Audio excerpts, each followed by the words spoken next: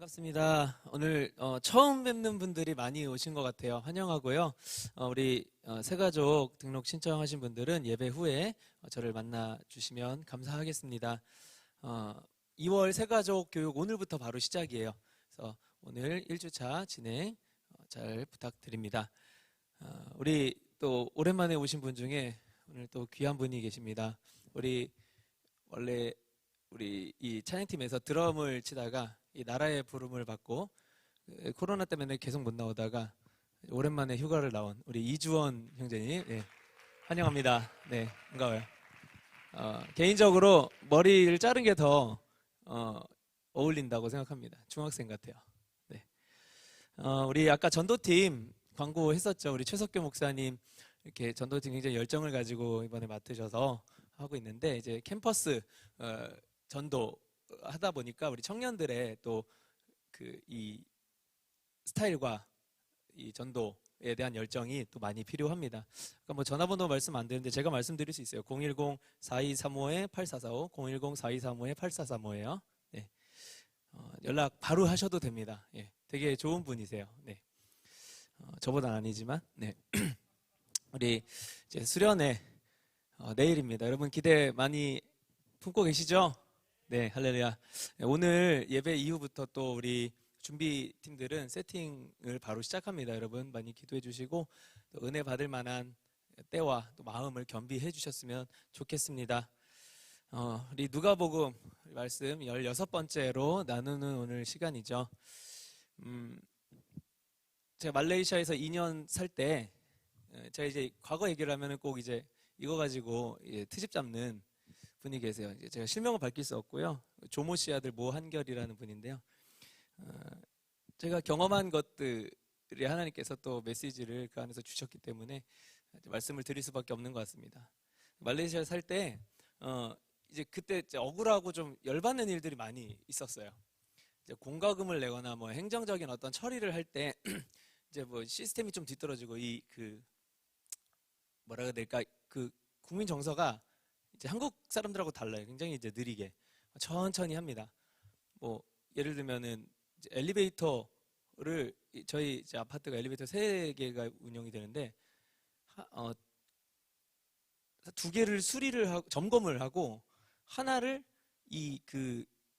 쓰레기 그 운반 때문에 매층을 쓰는 거예요. 근데 제가 그때 바빠서 9층이었는데 이 트롤리 유모차를 끌고 이제 내려와야 되는데 계단으로 못 내려오잖아요.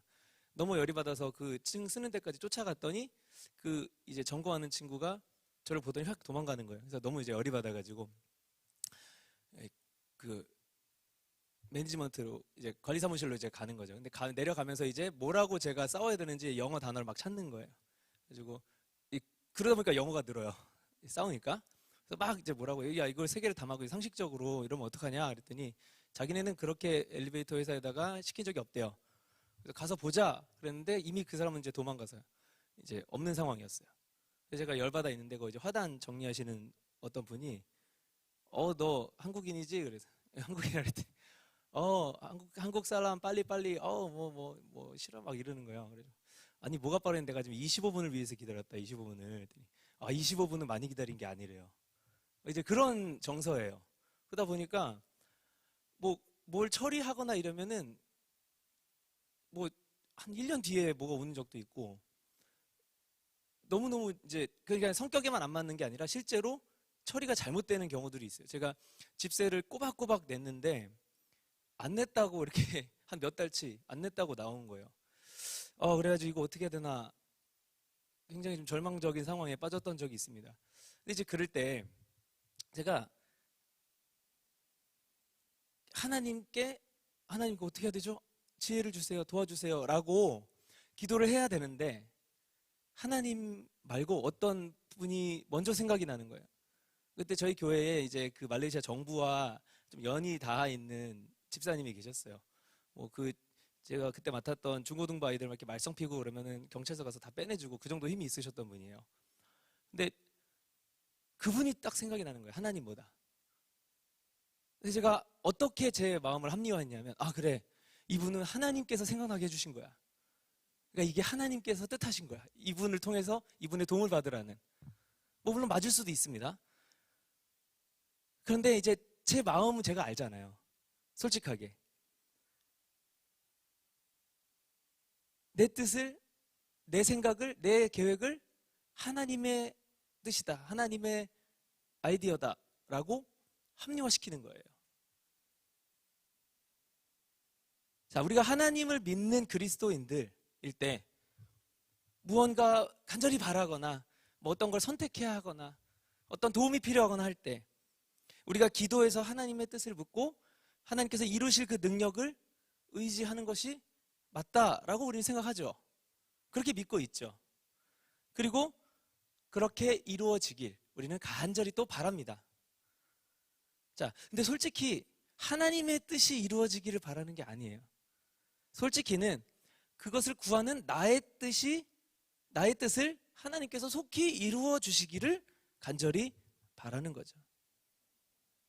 그리고 그런 하나님의 뜻이 이루어지고자 하는 그 바람보다 내 뜻이 빨리 이루어지고자 하는 바람이 솔직히 더 큰 경우가 많습니다. 먼저는 나의 뜻을 하나님께 구하고 그 뜻이 하나님의 뜻에서 벗어나지 않기를 우리는 조마조마한 심정으로 바라는 거예요. 이때 하나님 뜻이 내 뜻이 하나님 뜻하고 달랐어요. 맞지 않아. 그렇다면 내 뜻을 철회하겠다라는 결심을 하기가 참 쉽지 않은 것 같아요. 여하튼 일단 주님께 뜻을 구하기는 합니다. 근데 그 이후에도 이제 문제가 있는 거예요. 그렇게 구해는 놨는데 그 이루어지는 때가 우리 입장에서 빠르면 빠를수록 좋잖아요. 자, 그런데 하나님의 생각이 좀 다르신 경우가 대부분이에요. 하나님의 뜻이 아니어서 무응답으로 응답을 하시는 것이든지 아니면 그 기도자의 믿음을 훈련시키기 위해 뭐 어떤 다른 이유를 위해 그 때를 좀 늦추시든지 아니면 그 기도 제목이 그 기도자에게 유익한 제목이 아니기 때문에 하나님 보시기에 그 기도자가 생각하지 않은 다른 방법으로 다른 유익으로 응답을 하시든지 뭐 아니면 응답하시는 그 방법, 응답하는 모양이 이 기도자가 생각한 것과 전혀 다른 방법 모양이기에 기도자가 그것이 응답이라고 미처 인지하지 못하든지 뭐 이런 경우들 있잖아요. 다 이 기도자와 하나님과의 이 차이 때문에 바라보는 관점의 차이 때문에 생기는 일입니다. 자, 이제 본격적인 문제는 이때부터 시작이 되는 거예요. 이게 하나님의 뜻과 다르거나 하나님의 뜻을 아직 파악할 수가 없다라고 한다면 일단 기다리든지 아니면 그 뜻에 순종하든지 하는 게 맞잖아요. 그런데 실제로는 그렇게 하지 못한다는 거예요. 아예 그냥 그 기도 제목을 포기해버리든지 아니면 내 뜻대로 그냥 인위적으로 강행해버리든지 둘 중 하나인 거죠. 그런데 여기서 변수가 하나 더 있습니다. 그것은 바로 하나님의 뜻이 아닌 것을 내가 아는데도 혹은 이게 하나님의 방식이 아닌데도 그것을 내가 뻔히 알면서도 아니야, 이건 하나님 뜻이 맞아, 이건 하나님 방식이 맞아 라고 스스로를 속이면서 그냥 진행해버린다는 거예요. 알지만, 내가 틀린 거 알지만 내가 내 욕구를 못 이기겠습니다 하나님, 그렇게 하는 게 아니라 착한 척하면서 나쁜 짓을 하는 거예요. 대놓고 나쁜 짓을 하는 게 아니라 하나님의 뜻이 아닌 것은 맞지만 하나님과 뭐 이렇게 고집 싸움하는 그런 차원은 아니고요. 아예 그냥 이건 하나님 뜻이 맞는 거야, 맞을 거야, 맞다고 믿어야 돼. 내 스스로를 속여버리는 거예요. 하나님의 뜻인 양 진행해버리는 거죠. 자, 이런 현상이 왜 일어나는 걸까요? 뭐 답은 사실은 너무나 뻔한 답입니다. 하나님에 대한 우리의 믿음이 부족하기 때문에. 자, 근데 이것을 좀 더 구체적으로 말하자면요, 하나님과 나와의 관계에 대한 신뢰가 부족하기 때문이다라는 거예요. 자, 우리가 하나님을 믿는다 할 때 보통은 이 하나님의 이 존재 자체를 우리가 믿는 거, 하나님이 있다 없다, 있는 거를 믿는 거, 그거를 믿음이다, 믿음의 전부다라고 우리는 이렇게 인식을 할 때가 많죠. 자, 하나님이라는 존재 자체에 대한 믿음이에요. 물론 이것이 믿음의 시작인 것은 맞습니다. 존재에 대한 믿음 없이 그 이후에 더 깊은 믿음을 기대할 수 없기 때문에. 자, 하지만 이것은 어디까지나 시작일 뿐인 거예요. 전부가 아니에요. 아예 완전히 믿음이 없을 때, 존재 자체도 믿지 않고 있을 그때, 뭐죠? 불신자죠. 그 존재에 대한 믿음으로 인해 신앙 그 자체가 생겨버리는 정말 믿음의 처음 단계인 거예요. 하나님의 존재에 대한 믿음. 근데 이제 믿음이 이게 다가 아니라는 거죠. 믿음은 거기서 끝이 아닌 거예요. 이 존재에 대한 믿음을 시작으로 더 깊은 믿음의 본질로 향해 나아간다라는 겁니다. 이것이 하나님의 존재를 믿게 된 그리스도인, 성도, 신자가 걸어가는 성화의 길인 거예요. The Holy Change. 더 하나님과 닮아가는 삶을 연단받으면서, 훈련받으면서 나아가는 길. 존재를 믿는 자들이 더 깊은 믿음의 길로 나아가는 여정인 것입니다. 자, 그렇다면 존재에 대한 믿음, 그 다음의 믿음, 어떤 믿음일까요? 바로 하나님의 올마이티, 전능하심에 대한 믿음이에요. 하나님의 그 능력이 리미트가 없는 거예요. 그냥 무한대의 능력이 있는 거예요. 어떤 것도 다 하시는 거예요. 내가 상상하는 것 그 이상 다 이루어질 수 있는 거예요.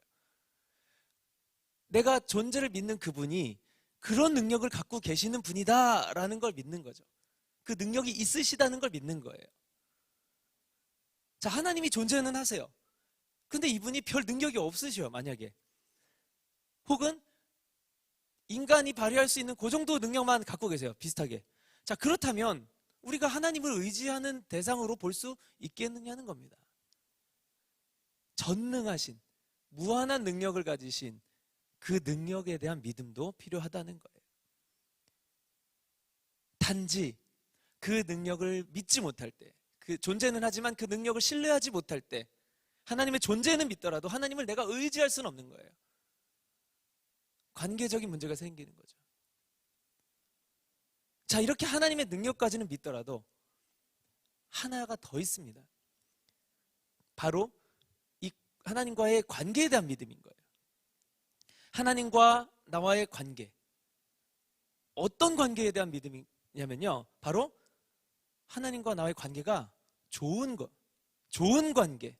하나님이 나를 좋게 여기신다는 것, 하나님이 나를 사랑하시는 관계, 우리 서로 사랑하는 관계라는 것에 대한 믿음이에요. 자, 하나님이 존재도 하시고 능력도 많으시다는 것까지는 내가 믿어집니다. 그런데 이 능력을 하나님께서 어디에 사용하실까? 바로 자기가 사랑하는 자들에게, 자기가 아끼는 자들에게 그 능력을 베푸시지 않겠습니까? 그런데 내가 하나님과 관계가 좀 껄끄러워요. 나를 하나님이 사랑하신다라는 믿음이 없어요. 과연? 자, 실제로는 하나님 사랑하십니다. 그걸 전제로 우리는 믿는 거예요. 상황을 보고, 이 상황을 보고 판단을 해보니까 하나님 나를 사랑하시는 것 같구나 라고 계산해내는 게 아니라, 하나님은 나를 사랑하신다를 선제적으로 믿고 그 이후의 상황을 해석을 하는 거예요. 그럼 이해가 안 되는 상황들이 벌어지죠. 이해 안 되는 대로 하나님 사랑하는 걸 믿어야 되는 거예요. 믿음은 어떤 인과관계를 따져서 믿는 게 아니에요. 논리적으로 믿는 게 아니에요. 그냥 믿어져야만 하는 겁니다. 그런데 그게 안 되는 거예요.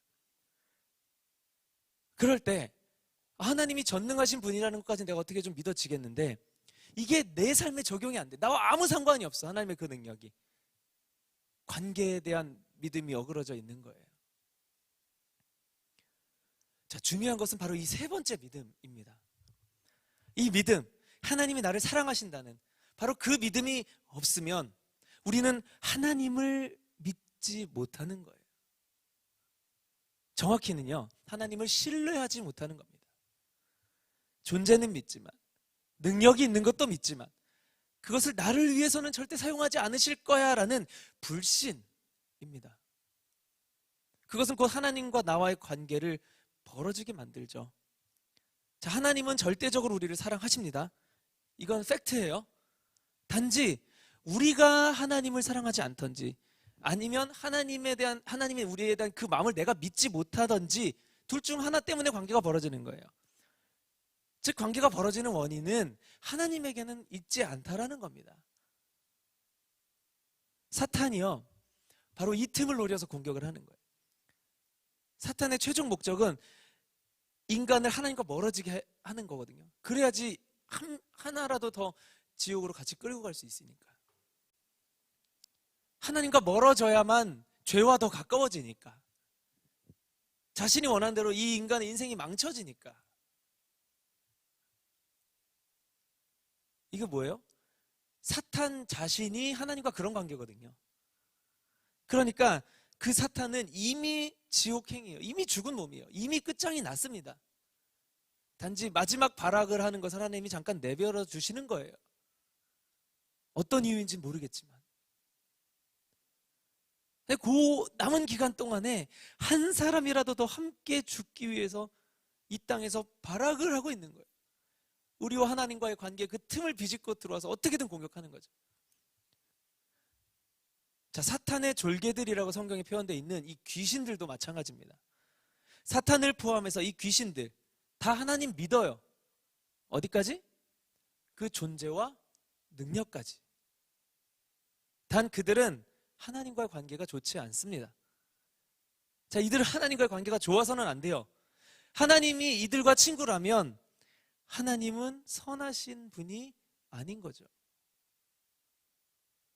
결국 이 귀신들은 하나님과의 좋은 관계가 설정되어 있지 않는, 그 관계가 이루어질 수 없는, 그 관계를 믿지 못하는 존재들인 것입니다. 오늘 말씀에도 나와 있는 거예요. 예수님께서 갈릴리의 집 가버나움에서 안식일에 이제 회당에 모여서 말씀을 가르치실 때 이 귀신 들린 어떤 사람이 소리를 질러요. 예수님, 당신이 우리와 무슨 상관이 있어서 우리를 멸하러 오셨습니까? 당신이 하나님의 아들임을 내가 잘 알고 있습니다. 이것은 당연히 그 사람이 아니라 그 사람 안에 있는 귀신이 한 말이에요. 자, 이게 성경 말씀이니까 이렇게 점잖게 표현되어 있죠.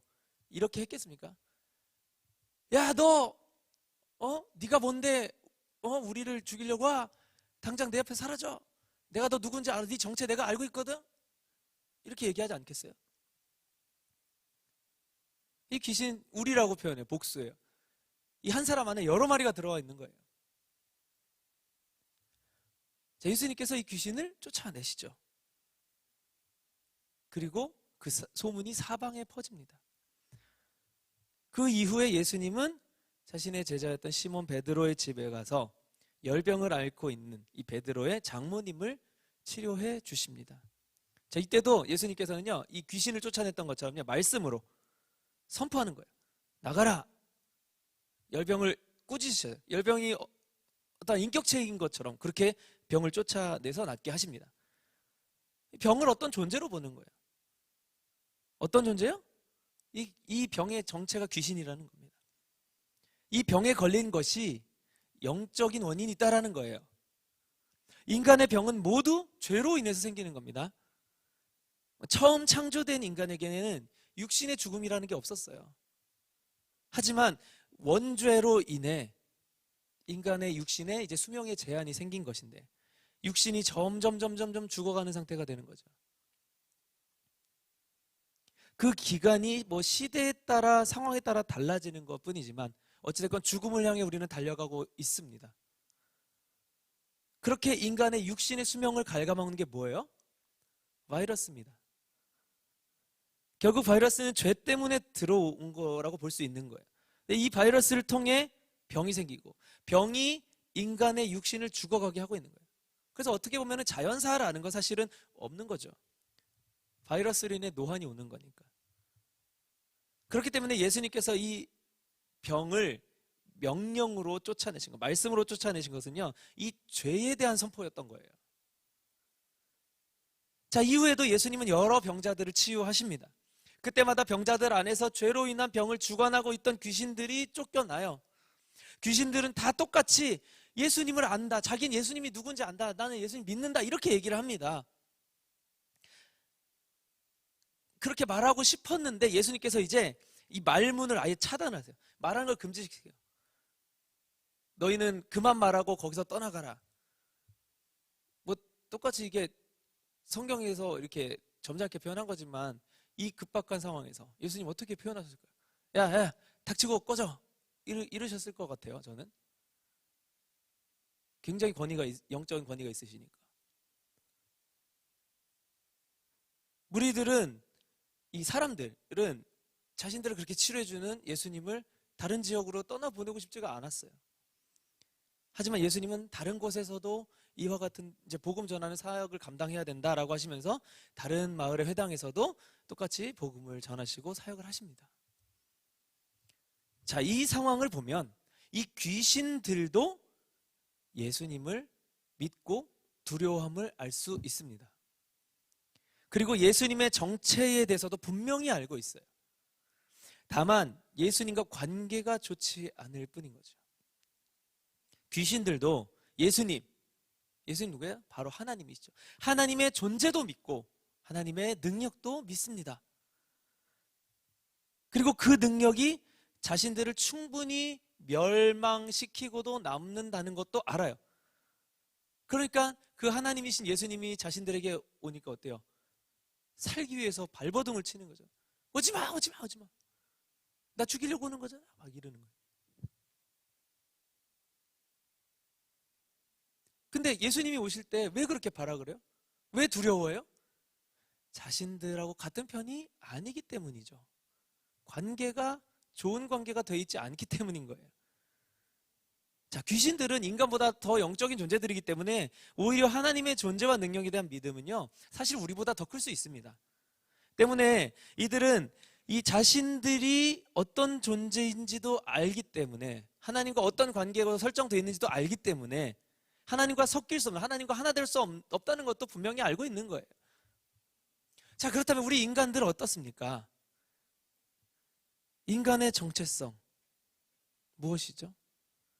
귀신들의 이것과 같나요, 우리가? 아닙니다. 우리는 애초부터 하나님과 관계가 좋은 설정으로 창조된 자들이에요. 귀신들과는 그 생겨난 목적 자체가 다릅니다. 그런데 지금 어떻습니까, 우리? 마지막 세 번째 그 믿음인 하나님과의 관계에 대한 믿음.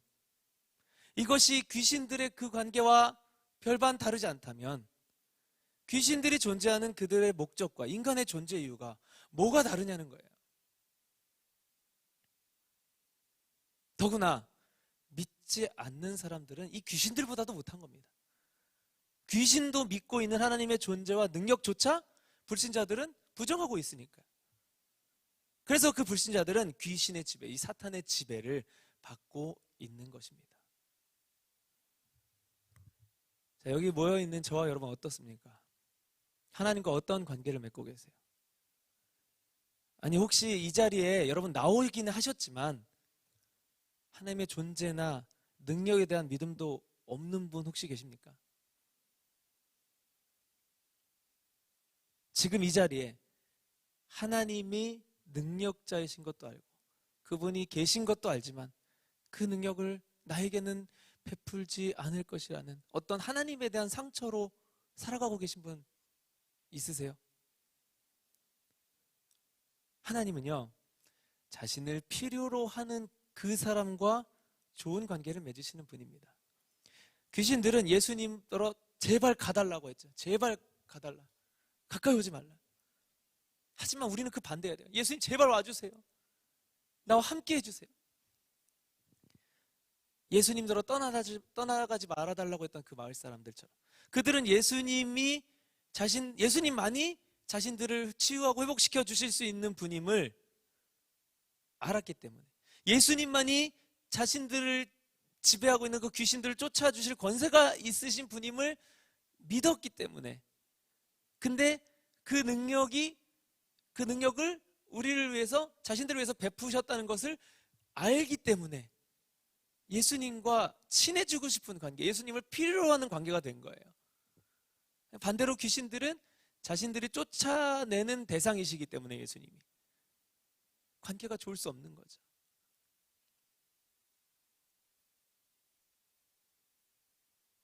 예수님의 하나님의 그 능력까지 우리가 믿고 있다면요, 이제 나 자신이요 귀신이 아닌 이상 그 주님은 그 능력을 분명히 나를 위해 쓰신다라는 믿음이 이 시간 회복되실 수 있기를 소망합니다.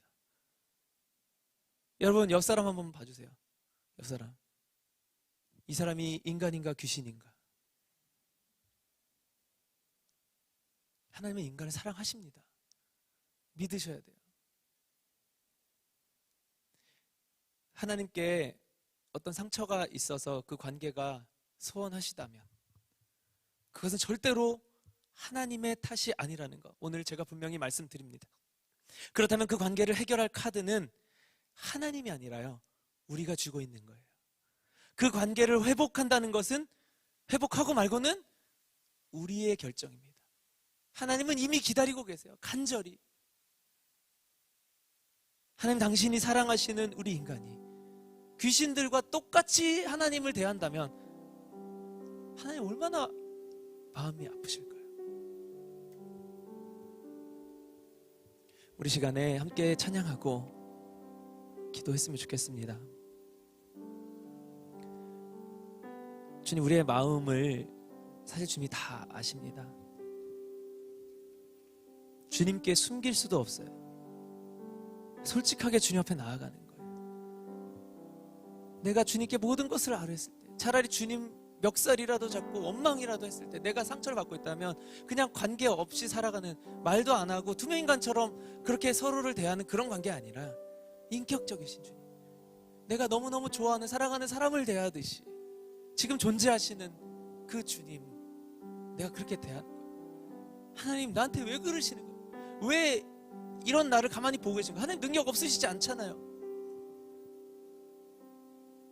하나님께 토로하는 거예요.